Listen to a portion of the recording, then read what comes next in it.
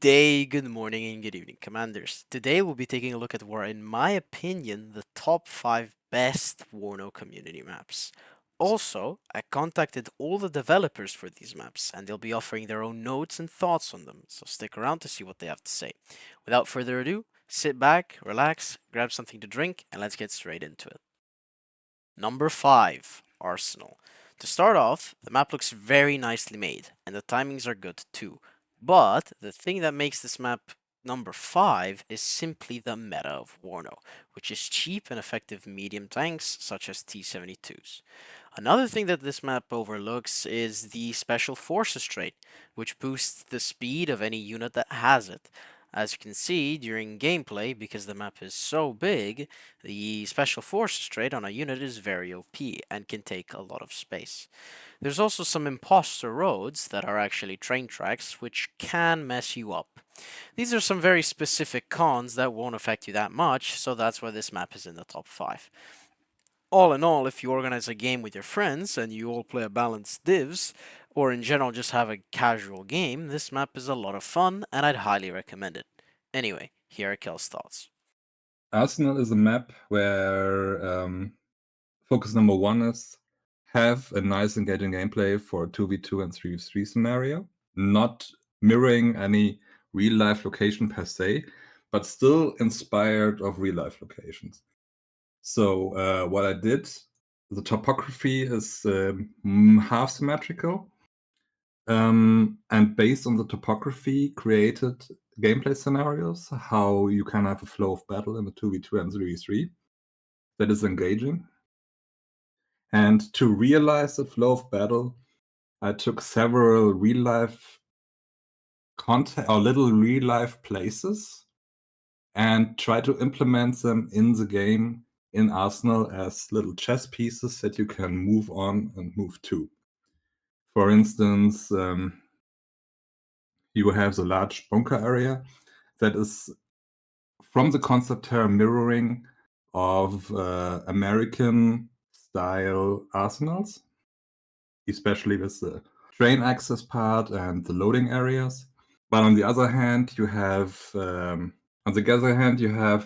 barracks that are basically an almost one-to-one mirroring of the ones that I served in the German Bundeswehr at that time. But also the little cities or industrial areas, they have like little pieces of like German recycling areas and stuff like that. So to give a nice and good feel, an Easter egg here and there if you zoom in, but overall the main focus was have some chess pieces, have actual gameplay laid out, game flow laid out, and engaging battles within the flow. Moving on to number 4, West Fulda. First of all, commendations on how pleasant the map is to look at. It doesn't strain your eyes and it's a very nice color palette. The timings of the troops are good and balanced, however it does get a bit weird on the flanks. This map is 4th on the list because the fight for the middle is a very interesting back and forth around hills and forests, but the map itself is a bit wide and those side zones can get a bit annoying to control. Divisions that are cheaper are going to have a better time on this map in the early game and most likely transitioning into the late game as well, but overall, a very solid map. I had a pretty fun time playing on it and definitely worth checking out. Now on to Silver's thoughts. Hey, I'm known as Silver since a while, but I'm formerly known as Playmobil in the Company of Hero mapmaking community. Well, I think a little bit of context can be useful here. WARNO came out of the woods, and finally mod support and an editor were announced and released. I knew that the complexity of the editor would confuse many people, and there was a real risk that the workshop would be overwhelmed with meme maps. For my part, with the experience I gained with the Company of Hero editor, I was eager to create a more realistic terrain. So, in September 2024, I joined Eugen Discord, and I met up with the other people that were crazy enough to start a map on this editor, because indeed the editor was complex. And we shared our tricks and the workaround that we found, and together we actually embraced the challenge, and above all, we tried to set somehow a high standard for the community map, because we knew that the editor was brand new, So what we were doing was probably setting a mark. It took me 3 months of work to release the complete terrain, and I chose the area very carefully. I needed a flat terrain that had open flatlands, but also some wooded area need to be in the map because infantry need those. And I wanted an interesting relief because it looks good and it's probably interesting to play in it as well. The issue over that was I wanted something that was balanced, and balanced between the two sides, I mean. So, yes, I could do a symmetrical map, but symmetrical maps don't look natural. So that was my last option in case I don't find something good. Also, my last criteria was not the least because I needed an iconic location. And I looked at the west, 10 kilometer west of Fulda, and it was perfect. The square was just symmetrical naturally. With a place like this, the name was just a no-brainer. Alright, now before we move on to the top 3 best WARNO community maps, I have an honorable mention. Somero. A map made by Hazimuth. Unfortunately, it didn't make it into the top 5 because of its dynamic experience. Team games on Somero are absolutely golden. I cannot stress how good 2v2s are on Somero, but the 1v1s, they weren't that good. It was not really that fun, and so for that reason, it's an honorable mention. Moving on to number 3, Urban Shores. This map very much deserves the top 3, and here's why. Firstly, the map is very good looking. It has an island that is separated by a very large river. It's got 2 towns, one spanning the entire left flank of my side here that you can see, which results in a very big and interesting town fight. And the second town on the right flank here, where the timings are very, very fast. Basically, forward deploy on the right flank goes down very fast, and it's very fun because of it. The middle of the map is pretty open, so generally who controls the flanks also controls the middle, and so all of these factors lead to a very intriguing and interesting game. Definitely worth checking out. Congrats to Jar for making this map, and now let's hear his thoughts. About a week after the map editor released, I started working on my map, and I kept working on it over a period of 5 months. But making all the urban areas in the city is pretty exhausting and burnt me out pretty quickly. So eventually progress got really slow, and I even stopped working on it for a few weeks until Eugene released their map Kreide, which is also based on the same area as Urban Shores. And that made me want to release my map too. So I got back to working on it, but I decided to make it smaller. So it's now the same size as Hesse instead of the like most maps, which are 9 by 9 kilometers, just like Kreide. And that didn't take me long to finish it up after I made it smaller. And the reason I picked this area is because I wanted to make a map in the north of Germany. And I thought it was pretty cool how this map was along the coast. And the border with East Germany is also just 500 meters to the east. Alright, thank you so much to Jar, and congratulations. Moving on to number 2, Parched Valley. In my opinion, Parched Valley goes neck and neck with the top 1 spot, but it just doesn't get that edge over it. Anyways, let me tell you why this map is my number 2. To start, the map feels very nice to play, and the amount of vertical, cover, and positional play is insane. I've played this map both in community map tournaments and in private, and the 1v1s just feel right. There can be situations where it gets a bit annoying in certain divisions, but that pretty much is the case for every WARNO map, not just community made. Overall, you'll have a very nice time playing on this map. Just make sure not to make the same mistake as me, and make sure you set the time of day to noon. Otherwise, you're gonna have a foggy experience, as I say.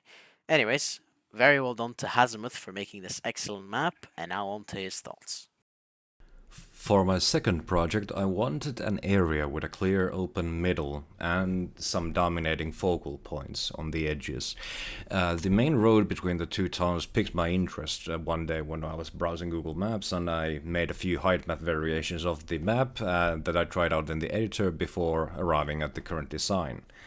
I also wanted to elevate the visual look with a more cohesive theme.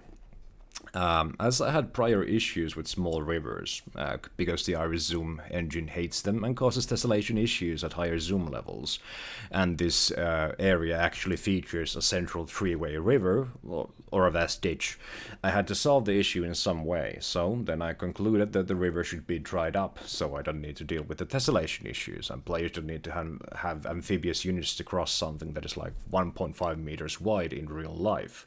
Well, then my brain starts working. Well, dry usually means heat, which then led me to this visual of a really hot, exaggerated, sweltering summer day. I spent a considerable part of the whole project's length fine tuning and calibrating the look and color palette before I was satisfied. I ended up spending roughly the same amount of time on this one as I did with Somero, although this was a 2x2 map as opposed to the earlier 3x3 map.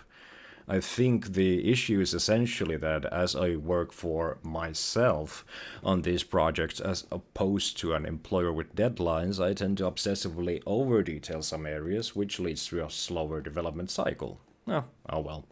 While both projects had their challenges, they were still a delight to create.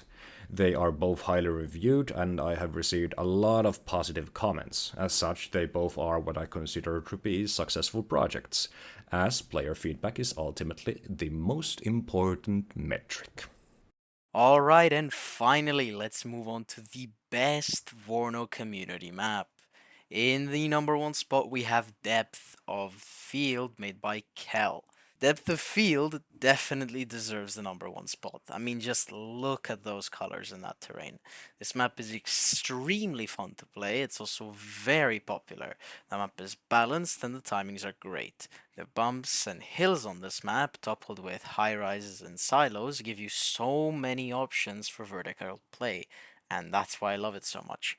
Lurking in this map is also pretty rewarding. In a game that I had, I did not secure my flanks. I got lurked on, and well, it did not go that well for me. And so this makes it great for dynamic gameplay and amazing comebacks. Just secure your flanks, otherwise you're gonna lose. One thing I do have to say about this map is don't get fooled by its infantry heavy look. It does look like it will favor infantry divisions, but actually, through my testing and playing, that was not the case. It's fairly balanced if the armor division knows how to lurk and play properly. So, here's Kel's note. Depth of Field was one of the first maps I made, and the idea was that at that point we didn't have any map that was reflecting realistic topography, especially in that scenario. So my focus was what area A do I have knowledge about, B makes a good battlefield, and C actually has a realistic battlefield that's interesting to fight in. And as such, I chose for depth of field, I chose Hünfeld scenario, which is a small city between Fulda and Point Alpha. Point Alpha being the actual like first contact border war happening. And you would expect the first actual fightings taking place there within the first 4 to 6 hours of World War III. When you play this map, one of the first things you realize when engaging with the gameplay and the terrain is that the lines of sight are really, really adjusted due to height levels and hills and the typical rolling hills and cities of the area, which allows you to do some maneuvering that you're usually not able in Eugen maps. It also allows overhead fire at certain points, especially in the town fight, which even though you have a real high density of buildings there, you have very long fields of fire. Another funny thing is during development of it, also Silver started with West Fulda, and if you put both maps next to each other, only the Fulda city center is missing, and you'd have a complete map of the whole area there. Well, thank you so much for that, Kel. And that's it for today, Commanders. Special thanks to all the devs who worked hard on these maps and even came here to talk about their creations. If you enjoyed, please make sure to leave a like down below and consider subscribing. It helps me out a lot, and I'd really appreciate it. See you in the next video, Commanders.